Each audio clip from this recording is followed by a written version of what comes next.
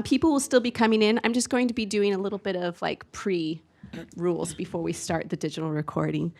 So I'm Melanie Fries. I'm the Voter Services Chair of the League of Women Voters of Northfield and Cannon Falls. And welcome to all, and thank you so much for coming. Especially thank you for braving the construction. That was a delight for all of us, but I'm sure the end result will be wonderful to behold. So we will start the candidate forum in a couple of minutes, but before we do, we have a few requests and announcements to make. First, we ask that no campaign buttons or t-shirts be worn in this room, and that no signs or literature be distributed. Campaign literature is available on a table just outside this room. And also, please remain as quiet as possible when the candidates are speaking so that everyone can hear. And please hold your applause until the end of the forum so that candidates will have the maximum time to respond to your questions. Please silence your electronic devices. It is the League's policy to tape the entire candidate forum without editing so that citizens will see the event in its entirety and not just selected scenes or sound bites. This forum is being recorded and will be available online at https://LWV-northfieldmn.org. So the League's website. If you search League of Women Voters Northfield, you'll be able to find our website too. And it'll be early next week that it'll be available. You are welcome to submit as many questions as you would like. Note cards are available for this purpose. And then you can just hold your card up and ushers will collect them throughout the forum.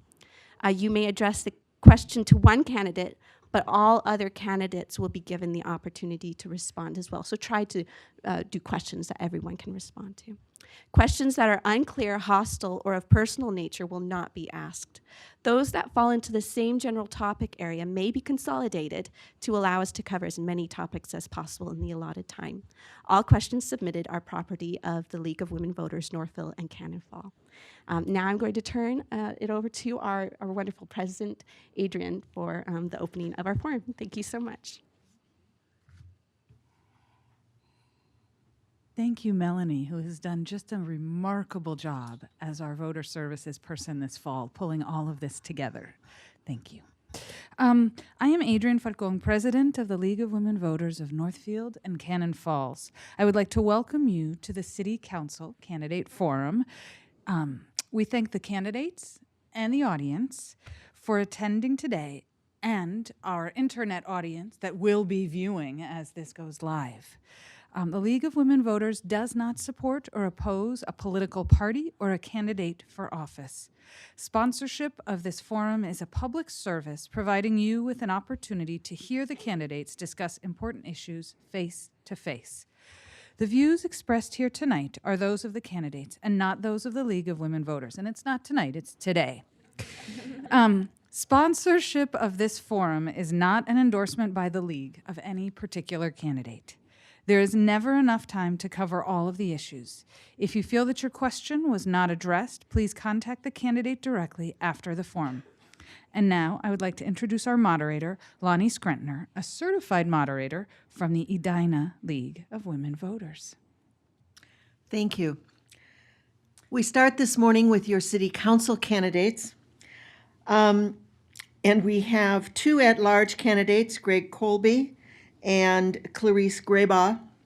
We have two fourth ward candidates, John Dennison and Jessica Peterson White, and a first ward candidate, Susie Nakassian. We will start the candidate forum with opening statements, and each candidate will be given 2 minutes for their opening statements and 1 minute for their closing statements. Opening statements will be in alphabetical order rather than the order that people are sitting.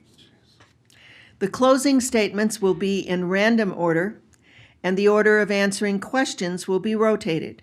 Candidates will have 1 minute to respond to audience questions. Please note that our timekeepers are wonderful volunteers from St. Olaf College. They have a 30-second, a 15-second, and a stop sign. And please, candidates, abide by the signs. We hope that most, if not all, of the questions will be questions submitted by the audience. We already have some questions that have been submitted online to the League through their website. Let's begin with opening statements, and we will start with Greg Colby. Thank you. I'm running for re-election because I have a record of helping others get things done and because there's a lot more to do. But first, let me thank the League of Women Voters for holding this candidates forum. This is a very good idea. I don't know anybody else who does this, and candidate forums promote good government, so thank you. Why am I running? Well, first of all, I think I work well with others to get things done.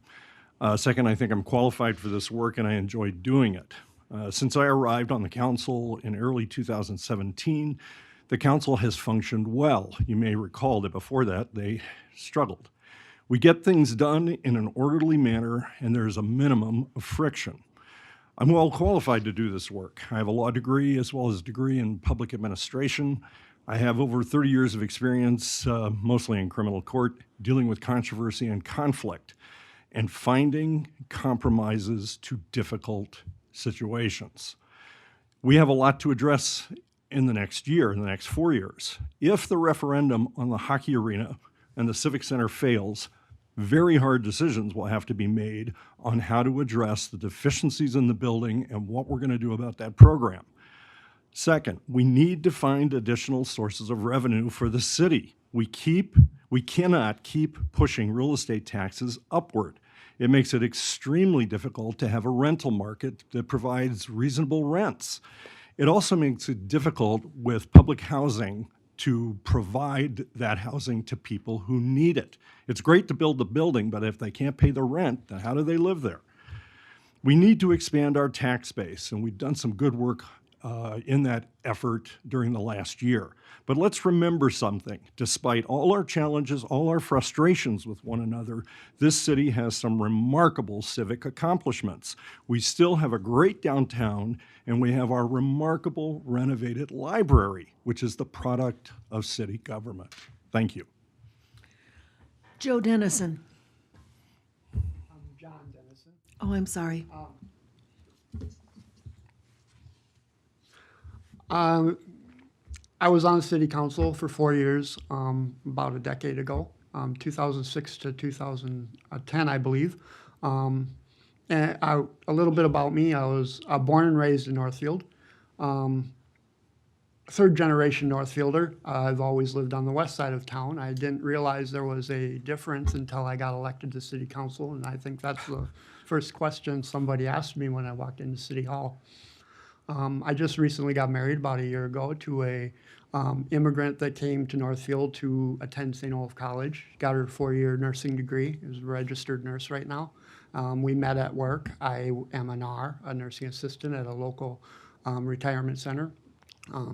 I met my wife. Who was a nurse there. We met there.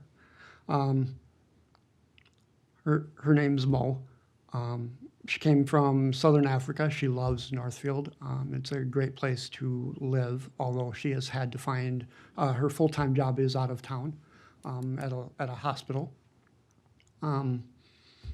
I've seen a lot of changes in my years in Northfield. I've seen the downtown have its peaks and valleys. I'm an avid walker in Northfield. A lot of people have called me one of Northfield's eccentric characters. A lot of people recognize me, but don't often know me. I've always felt I'm approachable, although sometimes I don't look it. I try to be very friendly and always am open to answering questions. And I just love Northfield, and I loved my experience on the council. And I feel I have a valuable voice to add to Northfield government that is oftentimes overlooked or not heard at all. I felt I'm very proud of my accomplishments when I was there, and I would love to bring my experiences and back to city government. Clarice Graybaugh. Hi, thank you to the League and everyone for coming. My name is Clarice Graybaugh. I have lived in Northfield for 17 years with my husband and 2 children and several dogs over the years. I grew up in Lincoln, Nebraska, and I attended a large public high school and a small social justice church that was pivotal in my life. We were active in refugee resettlement as I was growing up.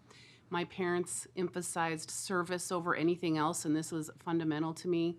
When I first moved to Northfield, I was an at-home parent with 2 very small children, and I met people first by becoming active in the community, joining several organizations and boards like Prairie Creek Community School and the Cannon Valley Youth Orchestra. I then returned to school after getting my master's degree. I went to St. Olaf to get my teaching license, and I have teaching licenses in biology and adult education now. Currently, I teach adults in Northfield who have not graduated from high school. Most of my students come to me with some kind of difficulty that they've experienced. It may range from just a general academic struggle to fleeing violence in their home country. They all have vastly different stories to tell, but they all share the same goal of improving their lives, I think, just like we all do, and that is why I am here. Thank you. Susie Nakazian. Thank you. Good morning. And again, thanks to the League for hosting this forum, and I know the work that goes into it. Thank you. I'm Susie Nakazian. I've lived in Northfield since 2001 and am a current representative on the City Council, running for my 3rd term. I'm originally from Bronxville, New York, which is a city exactly of this size, a college town with 2 resident colleges, just like Northfield does, and was fortunate to move here with my 2 young kids. But I wasn't able to find full-time work here, and found it really easy to roll into local government, and which has just been a privilege in Northfield. I was raised in a very active, politically active family. My mother, I'd come home from school and my mom would have the League of Women Voters coffee tables set up, the bridge tables, about 104 women in our very small living room plotting to change the world. And my father was a congressional candidate. So I too was raised in a family that was devoted to public service, especially my late father was an immigrant to this country from Armenia and lost his parents and family in the terrible genocide there. And he raised us really that public service is not an option, it's what you do. And I've so enjoyed that privilege in Northfield. I have brought to my work in Northfield both my passion for local government, which was kind of a surprise. I wasn't expecting to be in local government, but I had worked as a national political organizer in Washington and New York prior to moving here, and also started on a theological career. And a funny combination of those events, when we got here, I found it a delight and a privilege to put my organizing experience to the council. We have a great city council, and there are a number of very important initiatives underway. I'm running for the privilege to continue the projects that I have started and to continue the progress we've all started. I think Northfield's on a very good course. I appreciate your support. Thank you. Jessica Peterson-White. Thank you. Thanks to everyone for coming this morning, and thanks to the League for hosting. I'm a 3rd-generation League of Women Voters member myself, and I'm delighted to see this work continuing with such gusto in Northfield. I've served on the council since 2012. 2013, I'm sorry. And I'm running to continue that work as I have in the past, not because of any personal agenda, but because I was raised to believe that everyone should contribute to their community in the best way they know how. And also because I believe that that engaging in public service is a way that I can help open up leadership in our community to people who have not been able to see themselves in leadership before. I want us to be constantly welcoming and including more voices in the shared leadership in our community. And I think that I have contributed to that by participating in local government, and I would like to continue to do so. I think I have a strong record of positive contributions in local government in my work on the county board, as well as here on the council over the last 5 years. And I think the Northfield City Council has some really important work underway that I would like to see through.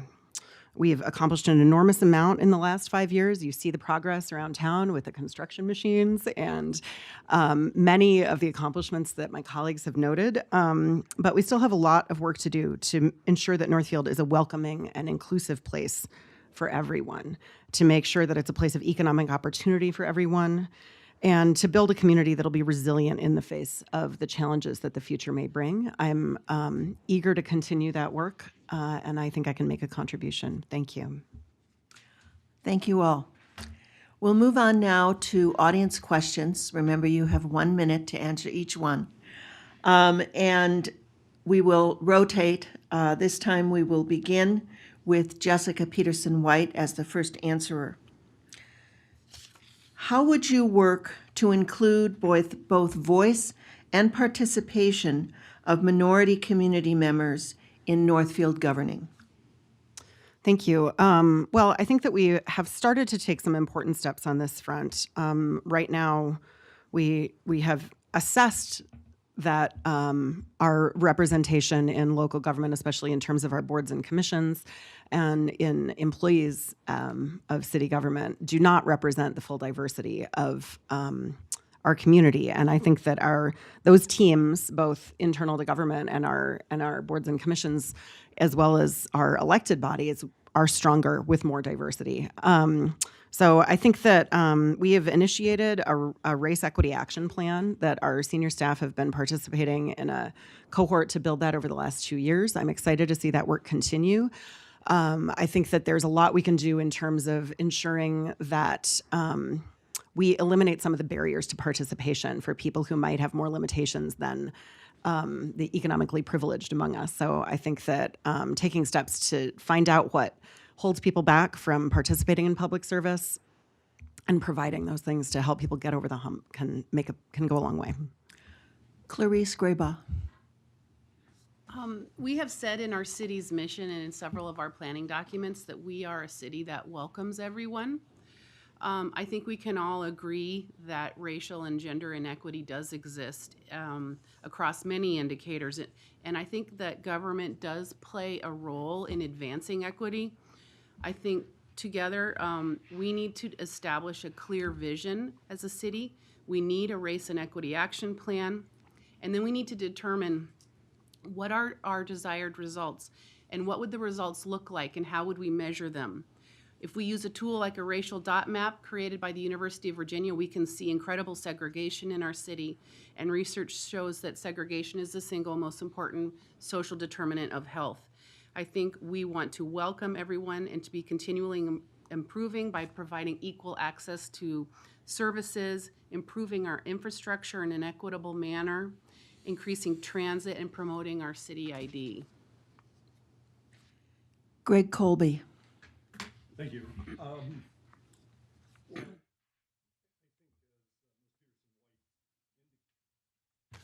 I think as Ms. Peterson-White indicated, the city is taking steps to address the matter. We're doing it with our race equity plan. We're doing it with our strategic plan. The library just held its Hispanic Culture Month. But we can go back even further than that. I mean, after World War II, this city played a very big role in resettling refugees from all over Eastern Europe. They did a great job. The city has a good record. Of course, we need to do more, and that's what we will attempt to do through our strategic plan. Thank you. John Dennison. There's a limited amount of what a city council can actually do when it comes to the types of inequities that have been mentioned by others up at this table. My biggest object is to demonstrate, I think the biggest barrier in Northfield in inequity is income inequality. And I think that definitely has an impact on race and gender. But in Northfield, there is a definite marcation line about income inequality. So the council can be great cheerleaders and great recruiters to increase diversity on the council. In my history of living in Northfield, Northfield came very close to having a black mayor already. racial and gender inequality, as demonstrated by the current council, is not that big of an issue. It's the income inequality that can come along with it that I think has a lot more to be accomplished against.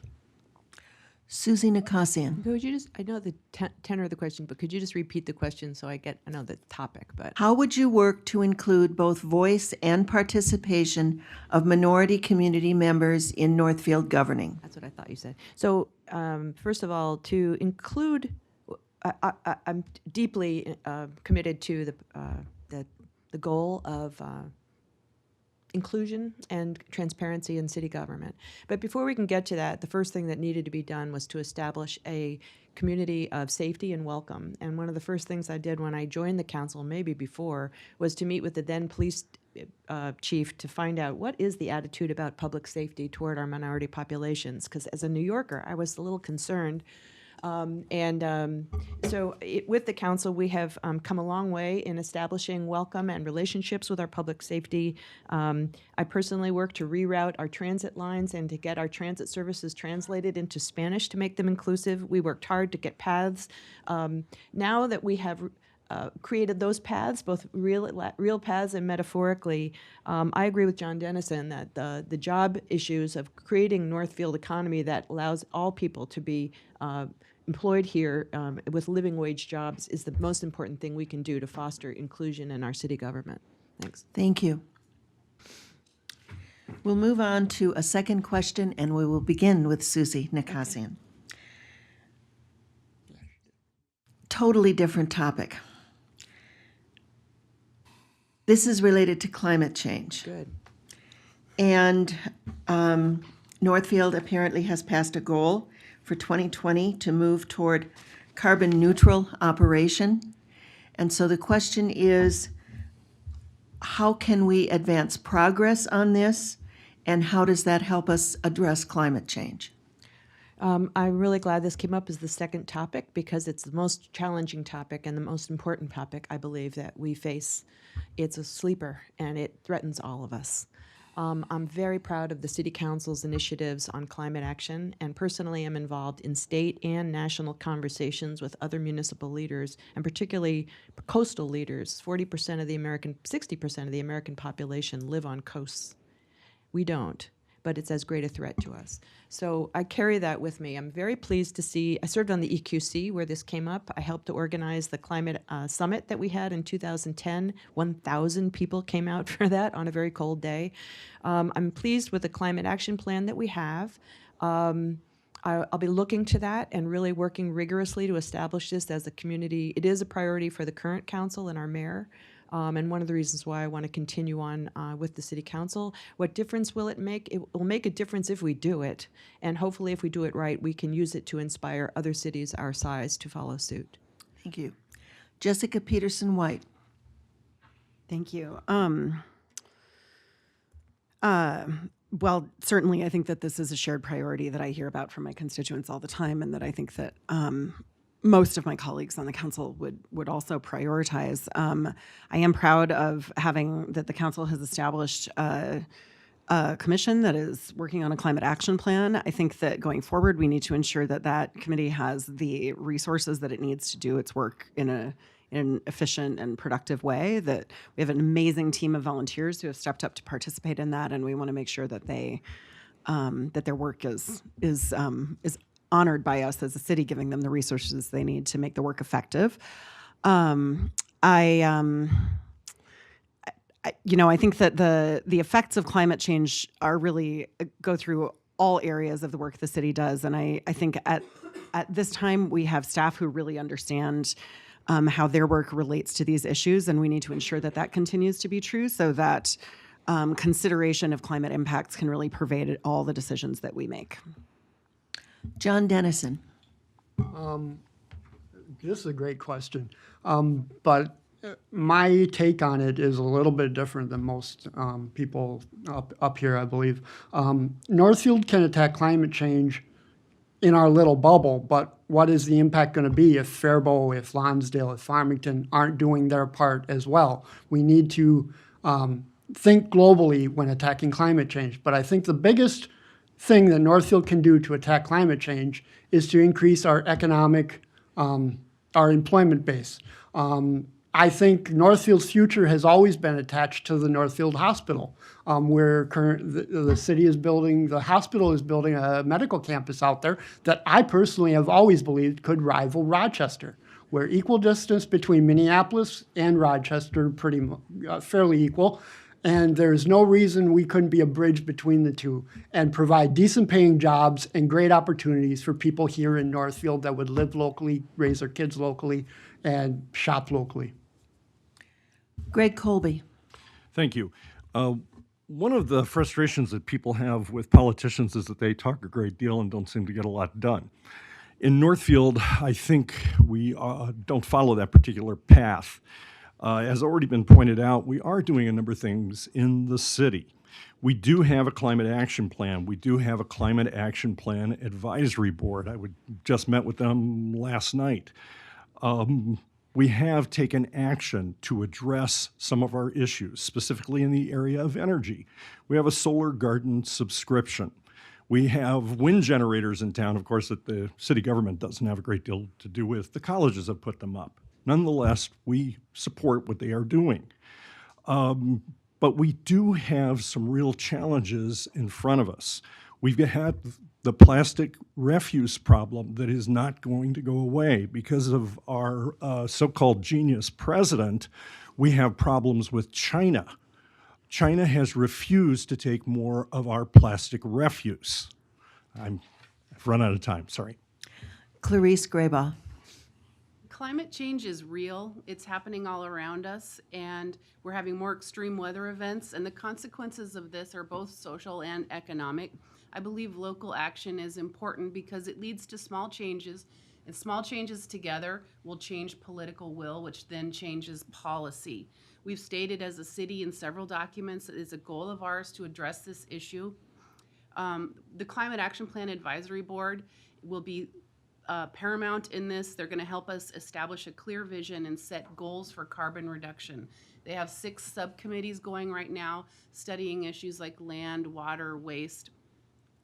And things that we can do in the short term would include creating public will for this to happen, education, preserving and increasing our wetlands so that flooding isn't as bad, and then reviewing our building codes, like regarding solar and density and water use, to make sure that we're doing all that we can. Thank you. Shifting gears again, and we will begin this question with Clarice. The questioner says they understand that the council approved putting the referendum on the ballot so that voters could vote the ice arena up or down. Now city parks and trails have been added to the project. Was that intended to, in quotes, sweeten the pot, or do parks and trails really need additional funding above the funds that are raised through current property taxes? And I'm not sure exactly how you want to interpret that question, but it seems to me that how does the council decide what to put to the voters and a link to taxes? Clarice. There was a committee formed 18 months ago. I wasn't in those meetings, so I'm not sure what their intent was with the parks, but I do know that we do not have an adequate source of funding for the parks. And this sales tax will give 30% of its revenue to our parks. I think as a city, we do have a responsibility to be stewards of our public facilities. Our ice arena is in terrible shape, and one of the things that bothers me the most about it is that our girls' teams don't have proper changing rooms, and this is not okay. The refrigeration system is out of date, and I could go on and on. In the end, though, I do believe that if I were on the council, that my responsibility would be to ensure that whatever the voters decided to do on this issue, I need to help create the most positive outcome, whether that is from a yes or a no vote. Greg Colby. Well, that is one of the most complicated questions I've heard in a long time, and demonstrates again why this 1-minute rule doesn't make a great deal of sense, except from the perspective of limiting the amount of time we have to answer questions. Do parks and trails need more money? Yes. Do we need to have more park operators? Yes. It's a real challenge on how we're going to figure out how to do that. Now, how did that get put together? Quite frankly, I can't remember how that got put together or lumped in. Susie or Jessica may be able to answer that far better than I can. But the arena is in terrible shape. As Ms. Graybaugh pointed out, there are a lot more than just two problems out there. It's in dreadful condition. It is a decision that the public has to make, not the city council. It is not an essential service of local government. It's a recreational issue. Police and fire are essential. Jessica Peterson-White. Thank you. Well, there's a lot to talk about here, and as has been noted, it's a short time, but I'm going to try to address the substance of the question and what I think the questioner is trying to get at. So first of all, I think that it was implied in the question that the proposed measure on the ballot does dedicate, it would create a local option sales tax, which I think is a great idea, that would go about 75%, I believe, to fund the Civic Center / Ice Arena, and the remainder would go to Parks and Trails. That funding for Parks and Trails is very much needed. I think at first I will say that matter, I think, as far as I understand, has been included in that for as long as we have been talking about the local option sales tax. I think it was implied in the question that was thrown in at the end. I don't believe that's the case. I've watched the process really carefully. Second of all, there absolutely is additional funding needed for Parks and Trails. This will be go some way toward filling that gap, but years ago we got a significant amount of park dedication fees when we were in a housing boom. We don't get that revenue anymore, and so we need to figure out some other ways to pay for what our community wants in terms of recreation. Susie Nakassian. Well, I'm going to be the New Yorker and address what I heard to be the tone of a kind of cynicism in that question, which is really discouraging to me. Parks and recreation, to me, are economic development. I chair the Southern Minnesota Association of Regional Trails, which is a 13-county network of recreational park trails that other cities in the southeast region of Minnesota are looking to as economic development for the heads and beds recreation that they bring here. They also attract the younger generation of investors and businesses who are looking for what? Beer, transit, and trails. Probably in that order, maybe broadband. So economic development in parks is essential. We don't have funding. That has been a dedicated source for funding proposed all this time. And it's really unfortunate to me that the cast of the conversation in town, people that are afraid to spend money on worthy projects, are billing it as something we're slipping in there on the path. We need a new arena for our young people to play. This is Minnesota. Ice is close to the Super Bowl, it seems to me, when it comes to sports and recreation. It would be an economic development tool. It'll also be a place where I could hold meetings and large conferences. So it wasn't slipped in. It's always been proposed, and I hope people will take a close look and make a careful decision about that project and the funding we need. Thanks. John Dennison. When I was on the council, we took a comprehensive look at our parks and trails plan and discovered we have a lot of parks. And there's often a will to build trails, but not often the money to maintain them. I believe there were opportunities taken advantage of in the wording of this referendum to get some extra money and to encourage more people to broaden the base of support for the project. I think the most important part of the referendum is what happens if it fails. Is the city still going to be looked at to do something with the ice arena? I'm disturbed that there's been no discussion with the school district about their piece of it. St. Olaf's building their own arena. I have the understanding that that's even going to limit Northfield's ability to sell ice time, and that's why the hockey supporters are now trying to go to Farmington and other communities to recruit buyers of that time because the colleges won't need it. So I do believe that was slipped in there, but I'm more concerned with what comes next. Thank you. We begin this next round with John Dennison. What can you do in your role on the City Council to heal the political divides that have been created in the past 2 to 3 years? I haven't been on the council for 10 years or so, so I don't know much about the current political divides on the council. It was palpable. I could tell there was something going on as an observer watching. I often went to the council mic to advocate for positions.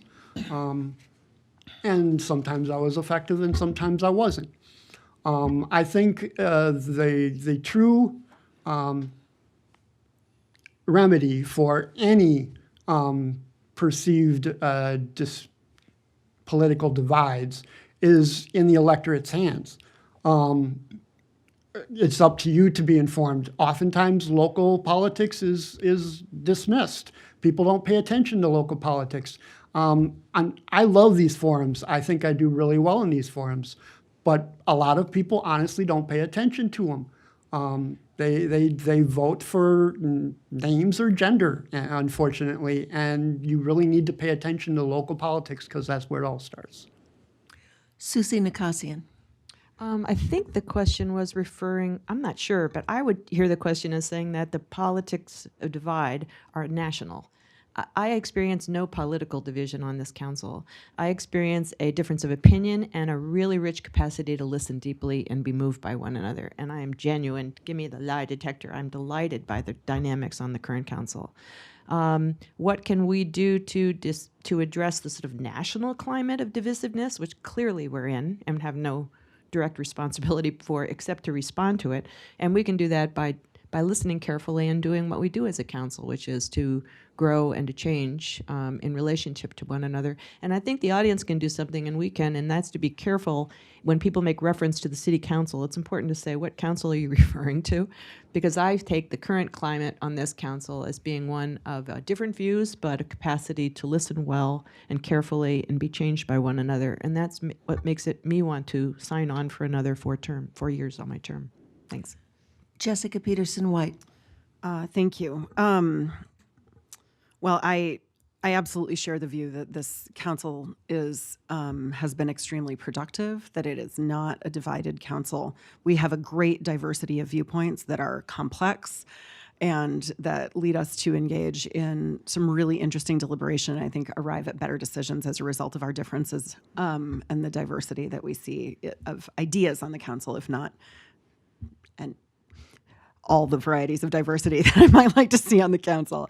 I think that the most important thing that we as local elected officials can do right now is show people that government can get things done and show people that government is not some entity that is external to the community or to themselves, but government is actually made up of all of us and of our wishes and dreams and our capacity to work for one another together.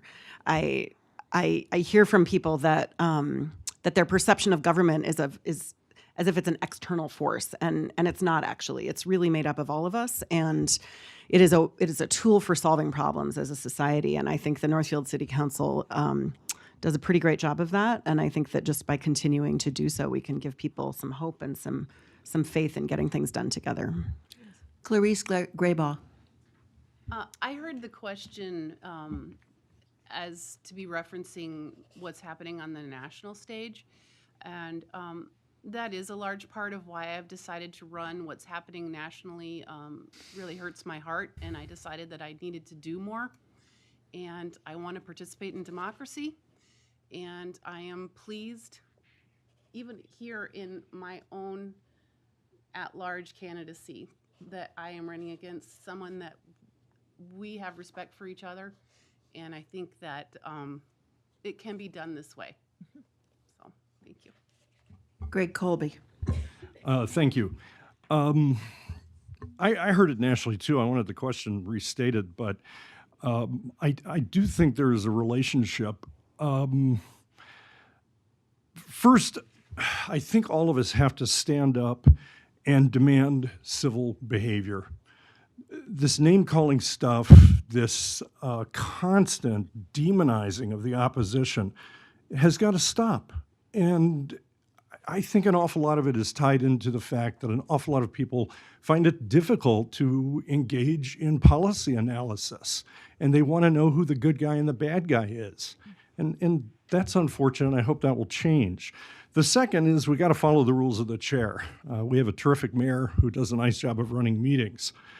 I would agree with both Susie and Jessica. I think there's great dynamic. We listen to each other on the city council, and I have to admit it is a joy to listen to those two engage in unraveling policy questions. And again, I've run out of time. Thank you. We have several questions related to affordable housing and income inequality. So I'm going to kind of try and take them in order so that you get more than a minute on the basic topic. Thank you. The new strategic plan includes a focus on affordable housing. Within that one goal, within that is a goal to expand supportive and emergency housing. What does that goal mean specifically to each of you, and how could the city fund this? And we begin with Greg Colby. Holy cow. 20 years ago, we had a house that was running down on Washington Street, 3 blocks down. And the debate was whether or not the city had any business getting involved with renovating it. I supported the renovation. It's been involved, I believe, in emergency housing ever since. There haven't been any police problems that I'm aware of. We need to do what we're doing.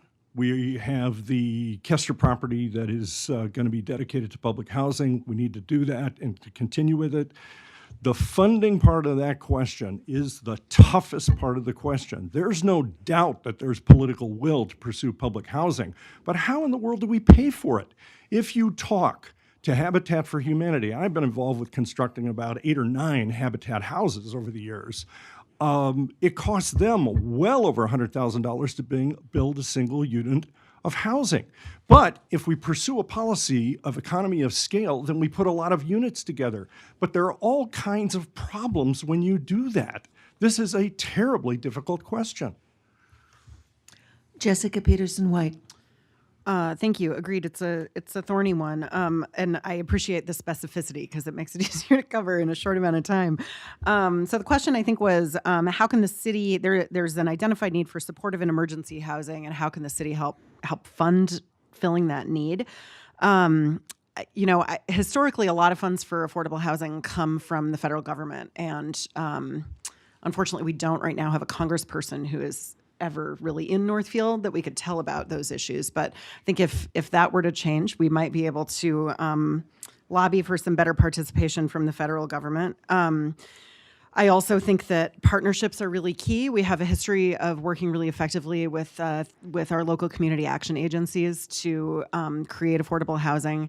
And I really think that the city can accomplish a lot by working on small individual projects like the one which is actually on my block that Greg was talking about. That's emergency transitional housing. And that can really help address short-term needs for people. And it's something that the city does have the capacity to do out of bonding general fund. Those projects are on a scale that the city can choose to fund them. Susie Nakassian. I agree with everything that's been previously said, especially the part about federal funding. The funding of projects like this have always required on a ratio of federal and state support, and we simply do not have that.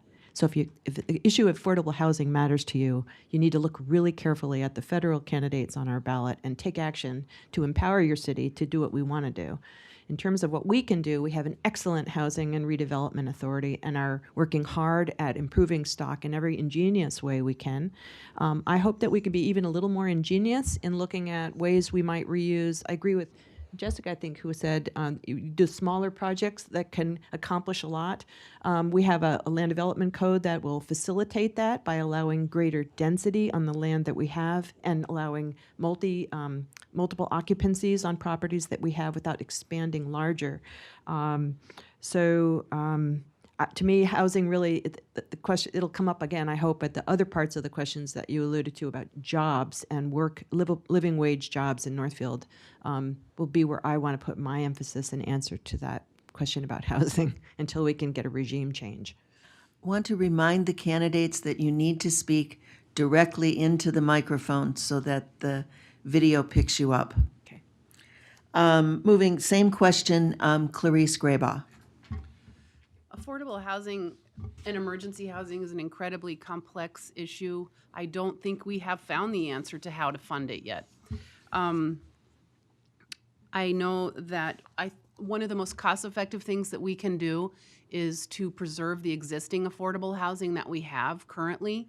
We have a number of organizations in town that work on this issue, including the HRA, Habitat, the CAC, the Union of Youth. The Union of Youth is doing incredible work with youth homelessness. It's an issue that I think a lot of people don't even know exists in Northfield. And I think by finding ways to collaborate and to work together while maintaining our unique areas of expertise will be a good step forward. John Dennison. Yeah, this is an interesting question. Affordable housing is near and dear to my heart, having grown up having to rely on programs such as that to stay in Northfield, to be raised in Northfield, to enjoy Northfield. I unfortunately have a discouraged attitude towards the strategic initiative plan that the council drummed up because it's basically lip service to a laundry list of items that sound good when they say it. But then when at the same time they adopt something like that, they raise the property tax levy 7%. Last year they raised it 8.5%. Things like that are not conducive to keeping affordable housing affordable in Northfield. The council's ability to impact affordable housing is challenged, but there are opportunities that the council, I feel, doesn't look at in order to encourage it, and I couldn't keep drumming up jobs more and more. Thank you. This question has a specific example, but I think it is broader than this. A large assisted living facility is planned for land west of the hospital.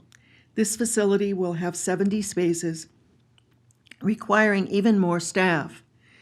The staff will need additional affordable housing, which we've just been discussing. Mm-hmm.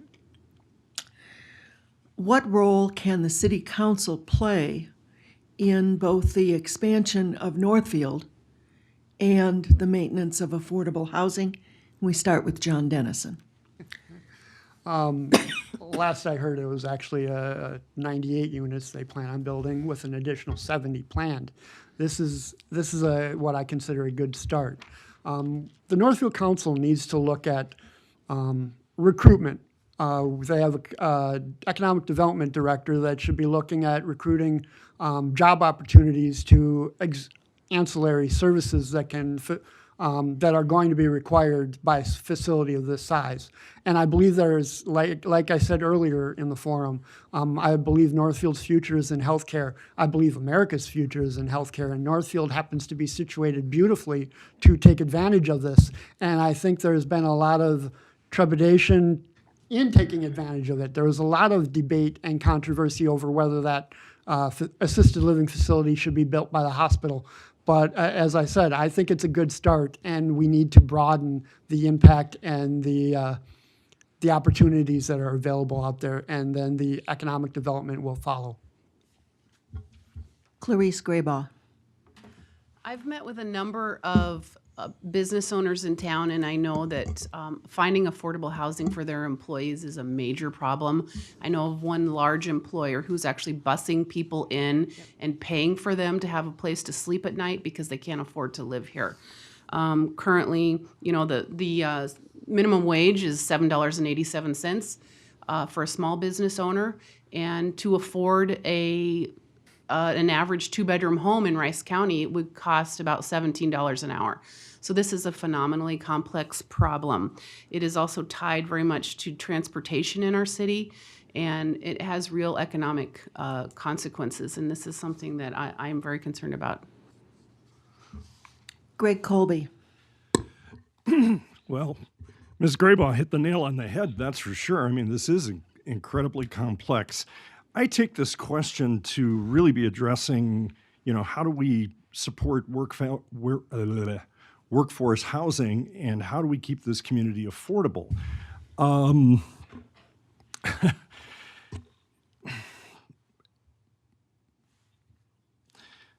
You have to expand the tax base. You have to find additional sources of revenue other than real estate taxes. Commercial real estate taxes are killing our local business owners. We've had a number of businesses either leave downtown or relocate, and it's because their rents are going up so high. There were businesses that encountered over a 20% increase in their commercial real estate taxes. The city has no control over that. We have to have a local representative. We have to have a state senator who will go to bat for us in the state legislature who does control this. Out of time. Susie Nakassian. I really like to get stuff done. And on this issue, first of all, I hear the answer, consistent with what's been said. I see this as primarily right now a really grave issue for our existing employers who aren't able, it's costing them a lot to be here and have people work here because they're having a hard time finding people, they have to bus people in, they have to house people. So in the short run, to support that, to support their needs and support the employers that are in town, transit to me is the best thing that Northfield is doing and can do. I'm very active. I organized a grassroots transit authority that started the Northfield Express bus, which most people can't afford, so that doesn't help the problem. But now I'm on the board of Hiawatha Land Transit to increase our regional public connections. It's astounding to me that this state provides no public regional transportation outside of the metro. I mean, what about the rest of us? So I've been a constant advocate for transit services to allow, but there's a third of our population that work here that don't live here, and we need to support them with public transit until we can figure out a way to house them here. Jessica Peterson-White.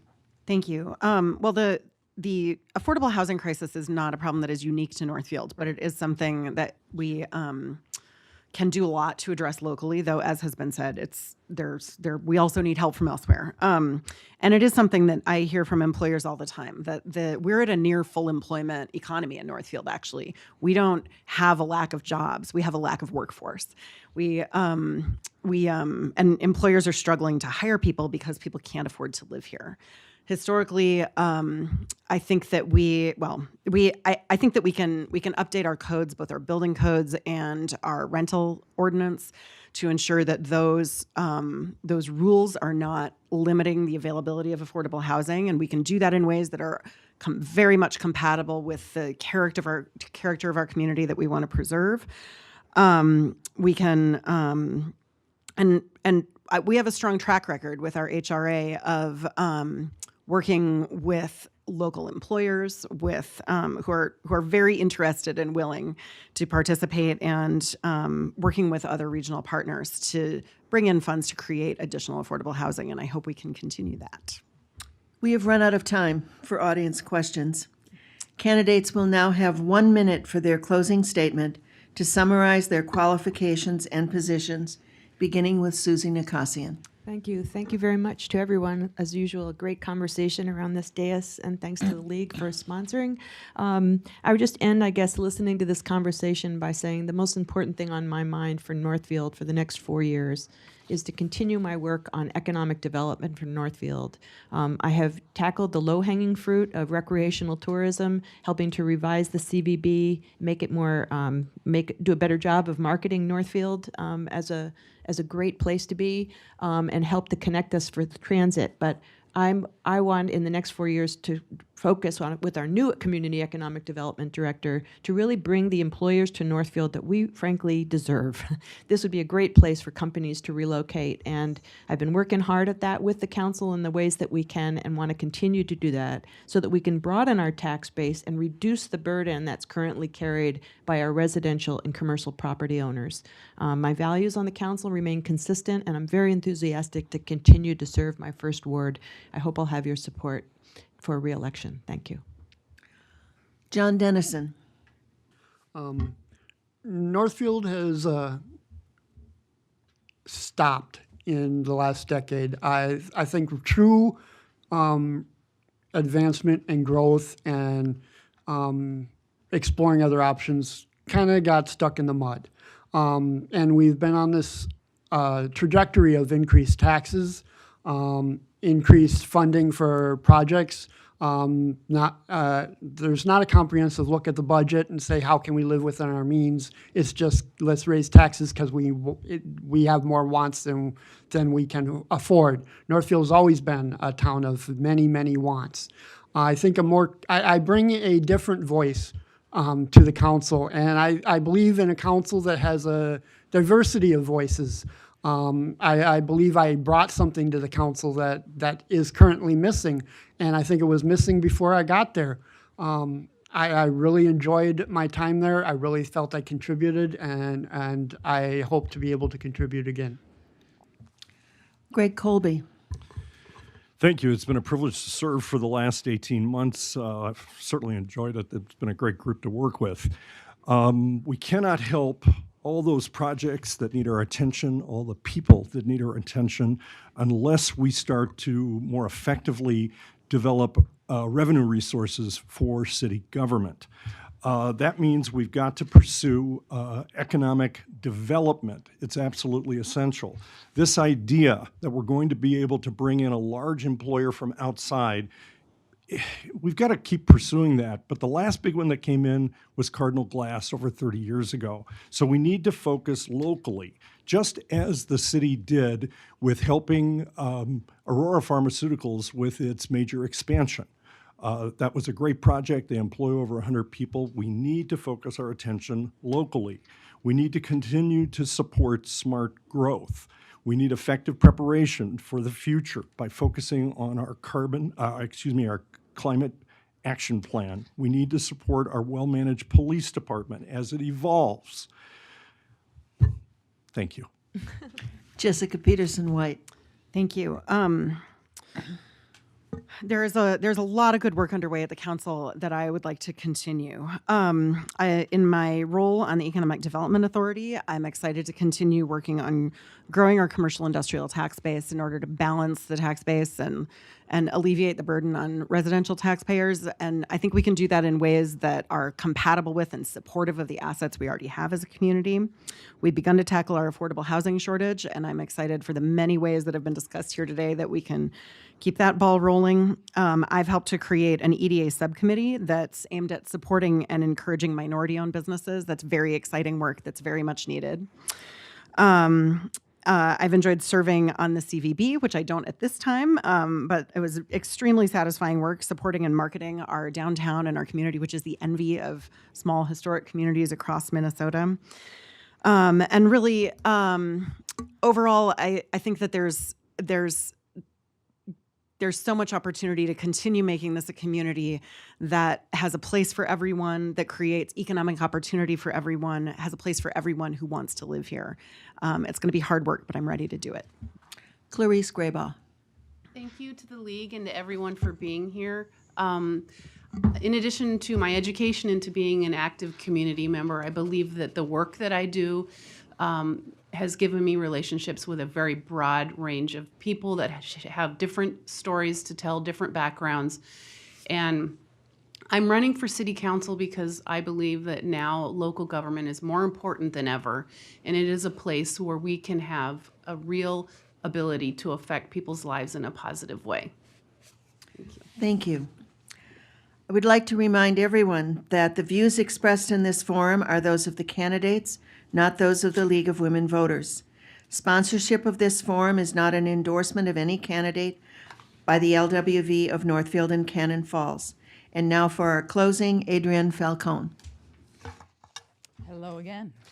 The League of Women Voters of Northfield and Cannon Falls would like to thank all of you and all of you for coming together today and for those who will watch after.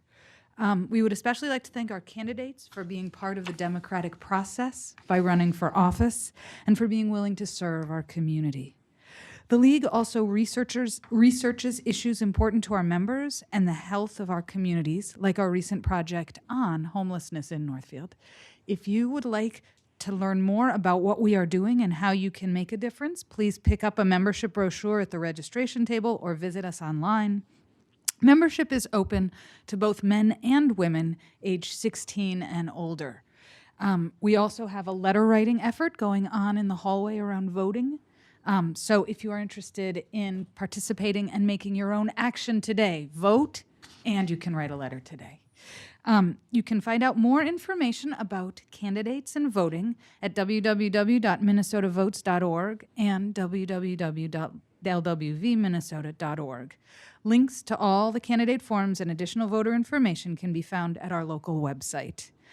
Again, thank you for coming, and remember to vote starting and moving until November 6th. Thank you, Minnesota.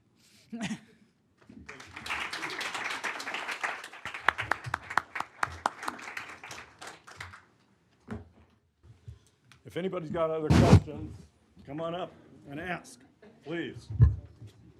We would ask you maybe to take your questions out in the hall. Oh. Yeah.